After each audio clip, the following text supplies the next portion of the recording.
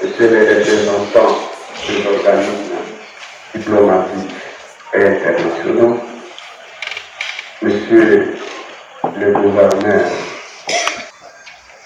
en ce jour mémorable du 1er mai 2025, où les travailleurs du monde entier célèbrent la journée internationale du travail. Il va de soi que la tradition, selon un RDC, soit aussi respectée. Mais ceci dans un contexte très particulier, à savoir la guerre de l'Est qui fait et continue à faire des ravages humains et dans l'économie et dans les emplois et qui détruit les moyens de subsistance des plus vulnérables comme les travailleurs, les agents et fonctionnaires de l'État, les enseignants, les policiers, les militaires et les paysans. Ainsi, avant de continuer en solidarité avec nos compatriotes de l'Est de notre pays, victimes de ce qui est de viols, de violences barbares, et à tous les camarades travailleurs décédés en particulier, notre collègue Laurie Kaleye Diego de la CDC qui vient de tirer sa révérence ce matin alors qu'il était attendu avec nous ici. Nous vous prions de bien vouloir, avec l'autorisation de son excellence de le ministre du Travail, que vous levez en mémoire de tous ces compatriotes. De l'histoire, la journée du 1er mai et la sublimation du combat héroïque mené par les travailleurs à Chicago en 1888 pour réclamer la réduction du nombre d'heures de travail et les bonnes conditions de travail. Cette revendication fut réprimée dans le sens où plusieurs travailleurs furent assassinés. Aujourd'hui, dans le monde entier, et en particulier en RDC, les dirigeants de certaines entreprises affichent presque les mêmes attitudes similaires. Car au lieu de négocier, de discuter, recevoir les travailleurs, ils répondent par des intimidations, des arrestations, des licenciements. Bref, ils briment les travailleurs. Que pouvons-nous dire alors aujourd'hui de ce cahier de charges des travailleurs déposé au gouvernement tous les 1er mai de chaque année comme résolution aux revendications des masses laborieuses congolaises? En effet, dans le secteur public, nous pouvons saluer et encourager le travail réalisé par le gouvernement à travers les premiers ministres et ministres de la fonction publique quant à la mécanisation, les départs en retraite, les promotions de certains agents fonctionnaires qui étaient en souffrance, la politique salariale qui vient d'être initiée sous l'impulsion de son Excellence, Monsieur le Président de la République. Mais le texte de l'État national du Congo reconnaît aussi qu'il y a encore beaucoup d'États non traités, voire suspendus, mais qui méritent d'être résolus. Il en est de même pour les agents et fonctionnaires de l'État qui pourront voir leur situation sociale s'améliorer avec la mise en place de cette politique salariale qui vise à mettre fin aux inégalités, à restaurer la dignité des agents publics et à renforcer la performance de dans l'administration publique. Les enseignants de MENS ainsi que d'autres agents fonctionnaires de l'État subissent aussi certaines injustices dans des enseignements, des inégalités, des humiliations qui vont jusqu'à nier leur statut en tant qu'agent de l'État. Comment comprendre qu'un agent ou fonctionnaire de l'État ou un enseignant qui est au service de l'employeur de l'État durant plusieurs années, voire des décennies, n'a pas obtenu un numéro de matricule qui lui donne le droit à un salaire.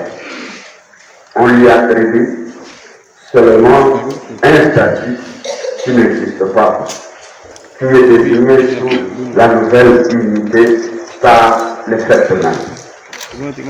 Aussi, nous dénonçons le fait que les salaires et agents de l'État sont entourés de beaucoup de publicités à la radio et à la télévision, ce qui leur enlève le droit de jouir de leur rémunération en toute discrétion.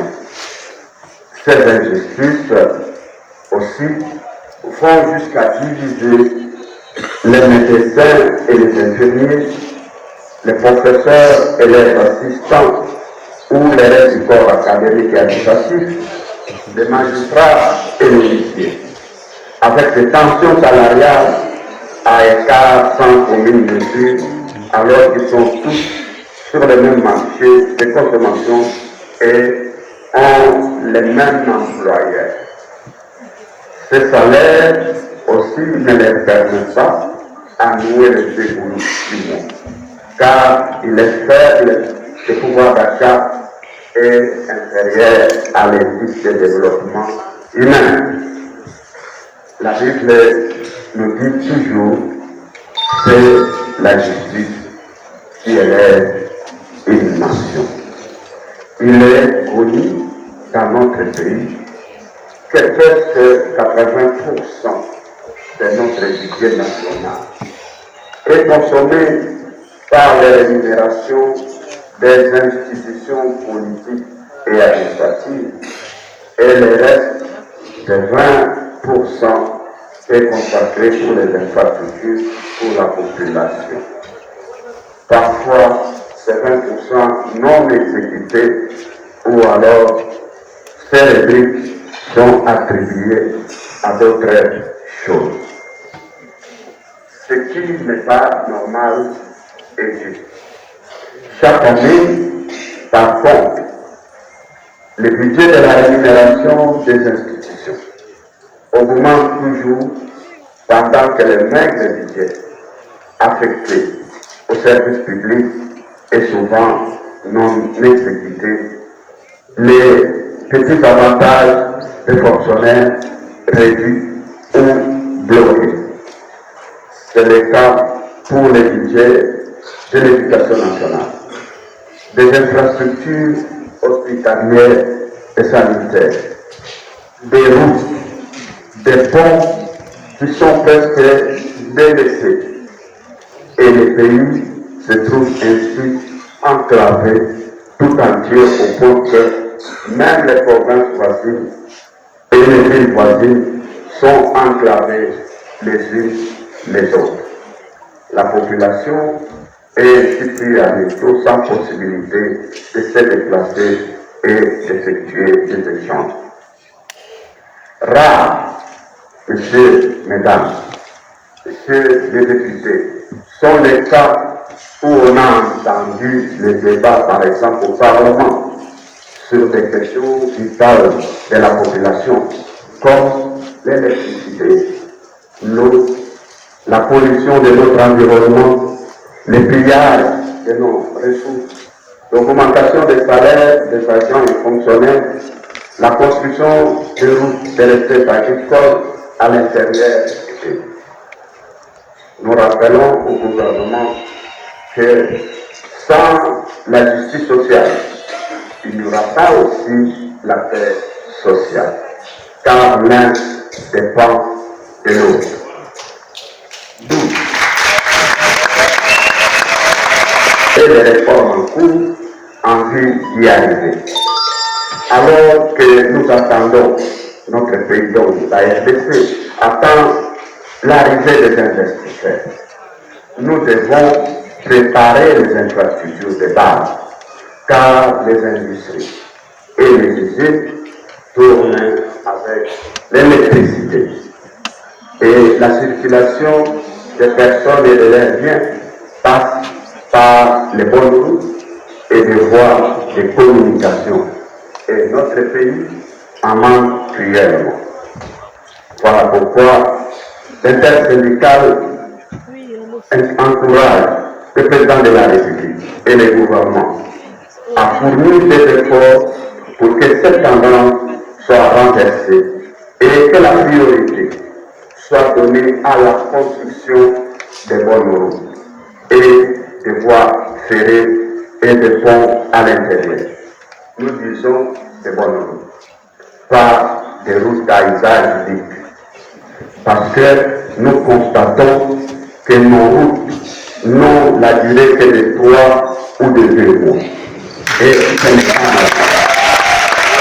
Parce que les routes qui ont une durée de 10 à 20 ans ailleurs, au Congo, c'est chaque année ou tous les 3 mois qu'on doit reprendre à construire la même route.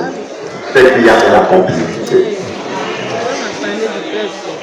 L'intersyndicale nationale du Congo s'insurge aussi dans la procédure de la nomination des mandataires de l'État. En effet, les entreprises publiques sont des leviers importants pourvoyeurs d'emploi de nombreuses économies nationales et doivent rester des entités économiques techniques loin de la politisation. L'effet de recruter et de nommer des mandataires à la tête des entreprises sans aucun programme d'action préalable est parmi les causes de la mauvaise gestion, car les mandataires nommés n'ont pas de contrôle et manquent des indicateurs d'évaluation pour les contrôles dans la suite des cas. L'intersyndicale a toujours préconisé un recrutement sur base des concours de plus méritants à la tête des entreprises publiques avec des programmes d'action préalablement annoncés et établis pour une meilleure évaluation par la suite. Mais qu'est-ce qui se passe-t-il? Avec la politisation des gestionnaires des entreprises, nous avons constaté que cette politique a prouvé toute sa nocivité à l'égard de la croissance des entreprises. Les entreprises ainsi politisées sont devenues des champs de bataille politique entre les acteurs et les différents gestionnaires. En d'autres termes, des batailles entre les PCA et les DG ou les PGA. Et les travailleurs s'en trouvent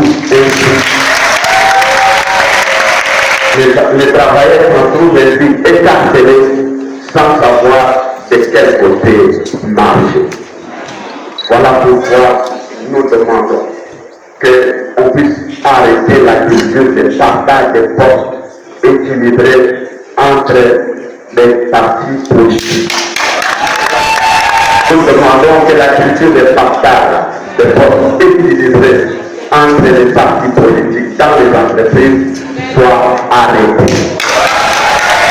Cette politique a démontré toutes ses limites et nous pensons qu'on ne peut pas persister à entretenir quelque chose qui a montré ses limites. Car les entreprises n'arrivent plus à se développer et le clientélisme politique a pris le dessus sur la gestion optimale des entreprises. L'intersyndicale nationale du Congo voudrait aussi parler des conflits du travail. L'intersyndicale remarque que les cas des tribunaux de travail installés depuis 2014 dans notre pays, 9 tribunaux au total ont été mis en place, dont 2 à Kinshasa, à la Gombe et à Matete, 2 au Congo central, à Matadi et à Boma, 2 encore au Grand Katanga, c'est-à-dire à Lubumbashi et à Kolesi. un à Goma, un autre à Bukavu et un autre à Kipri. Aujourd'hui, il faut rappeler qu'en principe, pour couvrir l'ensemble du territoire national, il faut 50 tribunaux du travail. Et depuis 2014, au rythme de 9 tribunaux, tous les 10 ans, le pays devra mettre un demi-siècle pour se doter des tribunaux spécialisés du travail. En dépit de la loi relative à la création, l'organisation et le fonctionnement des tribunaux du travail, nous voyons que les chambres du travail continuent à fonctionner parallèlement à ces tribunaux et c'est sans formation spéciale au point qu'il devient difficile d'avoir des jugements équitables pour les travailleurs et pour l'ensemble de la population dans le pays. C'est pourquoi nous demandons, Excellence, Monsieur le ministre, que soient mis en place les nouveaux comités de pilotage pour redynamiser les activités des tribunaux du travail à travers toute la République. Nous demandons aussi que des parfaits des tribunaux du travail soient créés, que des cours d'appel du travail aussi soient installés dans notre pays pour permettre à régler les litiges qui ne se terminent pas dans les cours des tribunaux inférieurs. Nous demandons aussi la finalisation de l'installation des tribunaux du travail à travers toute la République pour que ceux qui sont dans des endroits où il n'y a pas de tribunaux aient la possibilité de rester en justice.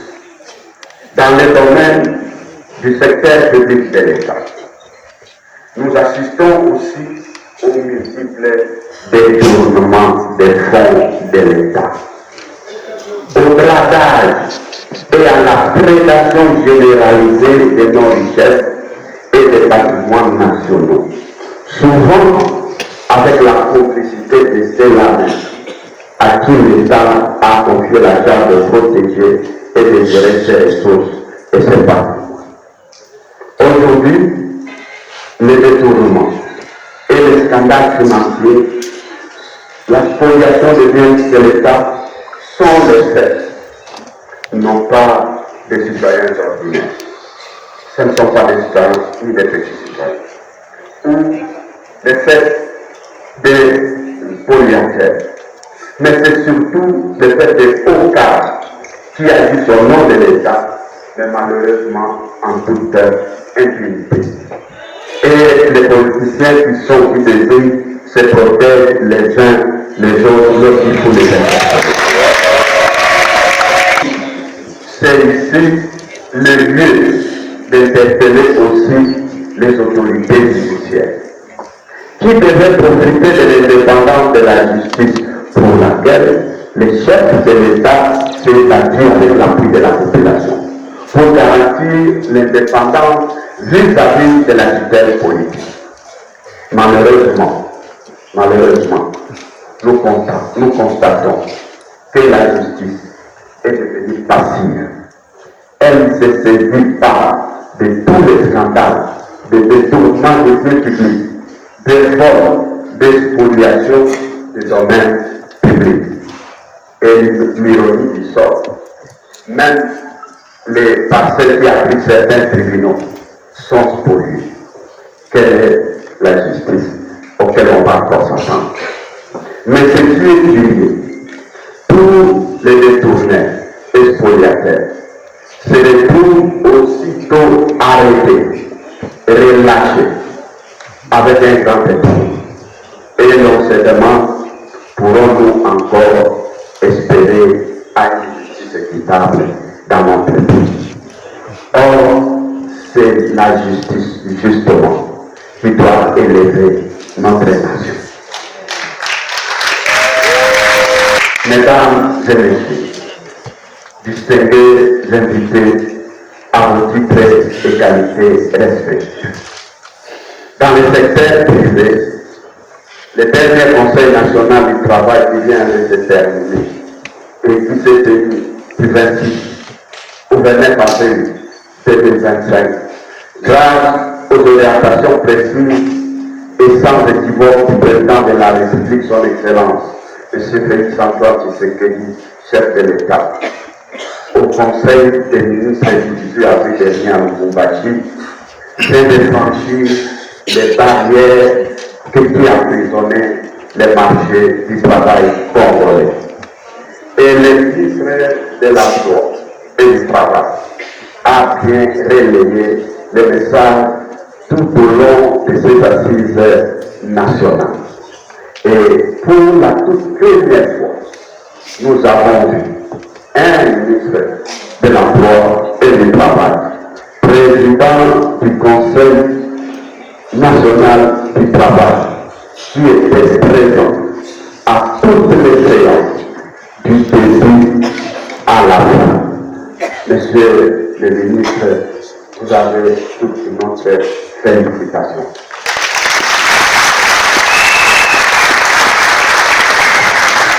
En effet, la 37e session ordinaire du Conseil national du travail avait 28 matières à traiter et a subvenir à toutes ces promesses et à combler toutes les attentes.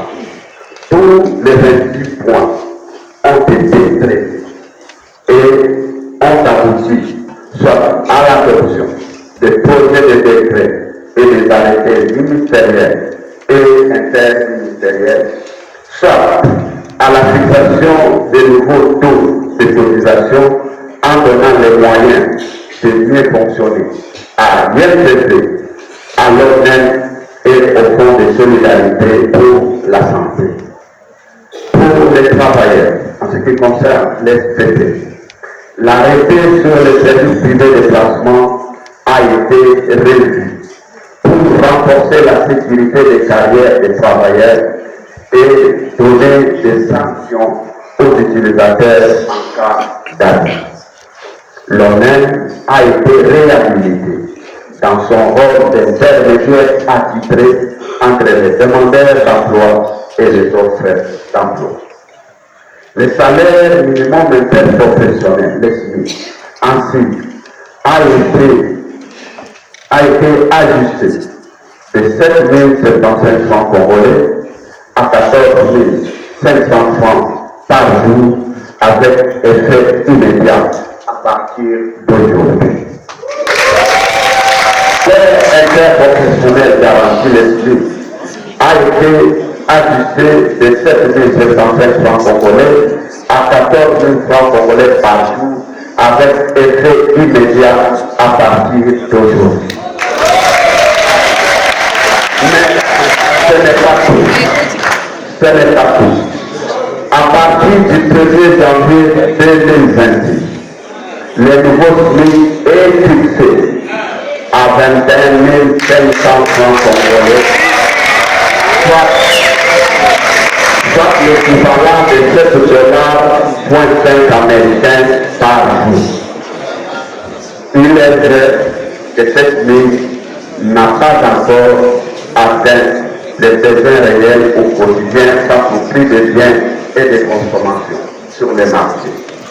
Mais en tant que travailleurs, nous devons reconnaître qu'un pas important, un grand pas a été franchi dans l'histoire des conseils nationaux du travail dans notre pays et surtout à un moment très difficile de notre histoire nationale.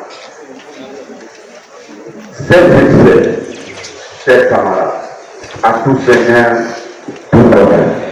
Nous le devons au chef de l'État, son Excellence, Monsieur le Président de la République, Félix Antoine Tshisekedi, qui a engagé personnellement la Première ministre et son gouvernement à ce que, je le cite, que la 37e session du Conseil national du travail soit plus qu'un rendez-vous institutionnel. Et il a voulu qu'il soit aussi un moment d'écoute sincère, un moment de prendre des positions audacieuses et d'engagement ferme attentes de nos concitoyens sont immenses et à ce titre, nous devons y répondre avec clarté, courage et détermination fin d'hésitation. Ces propos ont servi de boussole pendant toute la durée des négociations et je peux vous rassurer, chers camarades, mesdames et messieurs, que tous ceux et celles d'entre nous qui voulaient s'y écarter ont été tout simplement et purement recadrés et ramenés à l'ordre. C'est ici le moment pour nous les travailleurs et le lieu et l'occasion de remercier son Excellence, Monsieur le Président de la République, et de nous prier la paix.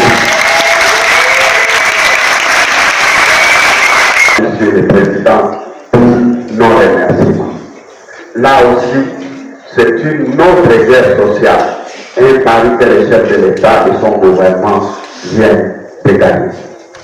En reconnaissance, Excellence, nous vous demandons de rapporter au chef de l'État qu'il peut compter sur le soutien de tous les travailleurs et nous les soutiendrons tant qu'il veillera aussi à nos intérêts sociaux, professionnels, comme il l'a fait maintenant.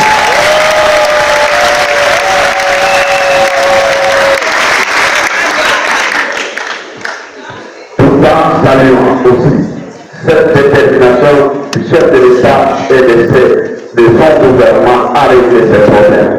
Nous ne pouvons pas non plus, monsieur le ministre, rappeler et vous rappeler qu'il y a un petit litige qui nous tient toujours. C'est le litige de notre voyage à la 102e session à la conférence internationale algérienne. Les missionnaires n'ont jamais été payés jusqu'à ce jour, il y a une année. Malgré tous les promesses et les engagements, et nous pensons qu'avant la prochaine session de CIC, vous pourrez nous donner la réponse. Nous renouvelons aussi notre demande d'audience au chef de l'État pour qu'il reçoive aussi les leaders syndicaux représentant élus des travailleurs autant qu'il le fait aux autres corps de la nation. Mesdames et messieurs, distingués invités, à vos titres et qualités respectifs, nous ne pouvons pas terminer ces propos parce que, comme je l'ai signalé, nos compatriotes des deux provinces du Nord et Sud Kivu sont sous l'occupation de l'armée rwandaise, appuyée par les supplétifs de M23 qui commettent de graves atrocités, des viols, des tueries ignobles sur des innocentes populations, entraînant une errance de plus de 8 millions de Congolais sans abri et déstabilisant toute la région des Grands Lacs. Le Père syndical national du Congo exige que ces crimes, viols et atrocités soient poursuivis et ne peuvent en aucun cas être amnistiés, car le fait d'amnistier le crime des innocents attire toujours à la nation la colère de Dieu et la malédiction. Il n'est pas normal de donner à chaque épisode de crime collectif des primes à ceux qui versent des sangs, car si la justice des hommes est corrompue, celle de Dieu est incorruptible. Et elle existe. Justice de Dieu existe. Il y a.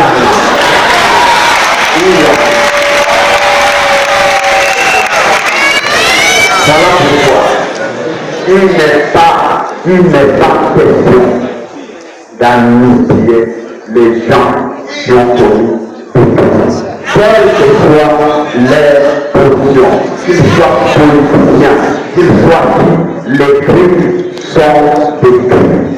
On ne peut pas les amnistier.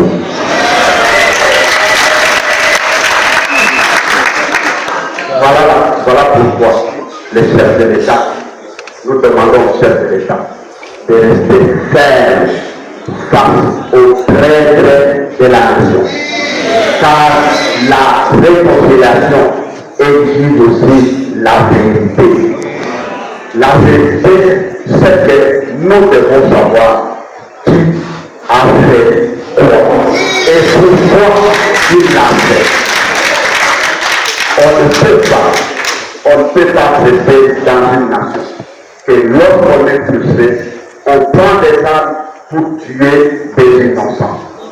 S'il en était le principe, nous les travailleurs, nous sommes les plus frustrés.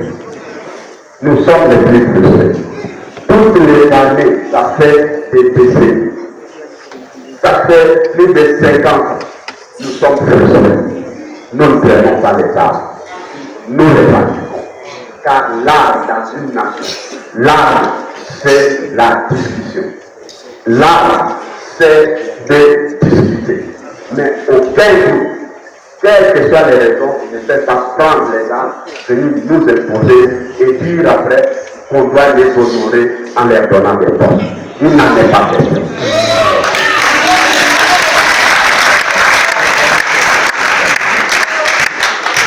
Nous restons donc solidaires avec nos compatriotes à l'Est. Et nous rappelons qu'aucun centimètre de la République du Congo n'ira nulle part ailleurs. Bien fait, exemple aussi le plan de la paix son gouvernement a bien équipé et a donné des moyens qu'il faut à grande échelle à nos forces armées et à nos vaillants ouattariens, afin que l'Est de notre pays retrouve sa quiétude. Nous voulons la paix, mais on dit celui qui veut la paix prépare la paix. Nous dénonçons les pillages des entreprises qui ont eu lieu lors de la prise de la piste de Goma et de Bouddha. En effet, les rapports de plusieurs travailleurs indiquent que des équipes, des outils informatiques, des biens matériels ont été déplacés, ont pris la direction du Rwanda. Et nous demandons à notre gouvernement de demander au Rwanda de ramener tous ces biens en République démocratique du Congo. Camarades travailleurs, avant de terminer ce mot, je voudrais vous remercier, tous les travailleurs et travailleuses de la RDC et toutes les organisations syndicales, particulièrement les membres de l'intersyndicale nationale du Congo, qui m'ont fait confiance pour les représenter en tant que coordonnateur de l'intersyndicale nationale du Congo. Veuillez trouver ici toute ma gratitude. Et là, je vous annonce que dans les prochains jours de la semaine, je dois passer les relais à un autre camarade pour coordonner des activités de l'IEC. Et je continuerai à travailler à ses côtés avec tous les autres camarades et avec l'accord de tous les syndicats, les camarades Fidel Kylian, président.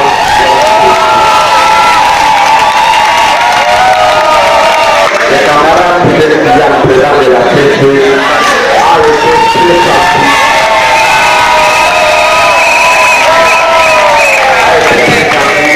Pour présider à l'intersyndicale nationale du Congo. Ainsi, il m'aimerait qu'à vous remercier, chers camarades, à remercier le chef de l'État et son gouvernement, remercier aussi son Excellence, Monsieur le ministre du Travail, les partenaires sociaux, les employeurs, et vous tous qui êtes ici. Que Dieu bénisse notre beau pays, la RDC, son président.